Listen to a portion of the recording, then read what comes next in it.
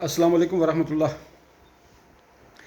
22 کروڑ عوام پاکستان اور پاکستان کے نااہل سیاستدان اور نااہل قسم کے معیشت دان آج تک کسی بھی پارٹی کے سربراہ کے منہ سے یہ لفظ نہیں سنے یا کسی معیشت دان کے منہ سے یہ لفظ نہیں سنے کہ اللہ پاک کا فضل ہے، ہمارے ملک میں سارے وسائل موجود ہیں، ہم باہر سے قرضہ نہیں لیں گے اور بلکہ 6 مہینے یا 1 سال کے اندر پاکستان کا قرض اتار دیں گے۔ 22 کروڑ عوام پاکستانی بن کے سوچے کہ کس سیاستدان کے منہ سے، کس لیڈر کے منہ سے یہ الفاظ نکلے ہوں کہ وہ پاکستان کا قرض 6 مہینے یا 1 سال میں اتار دے گا۔ کسی ادارے کی کرپشن کم نہیں ہوئی،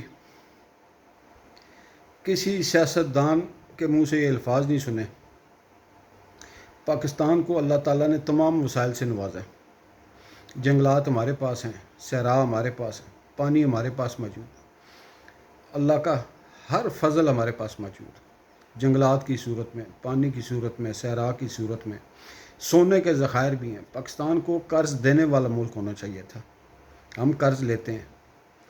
کسی سیاستدان، کسی سیاسی پارٹی کے منہ سے آج تک یہ الفاظ نہیں سنے۔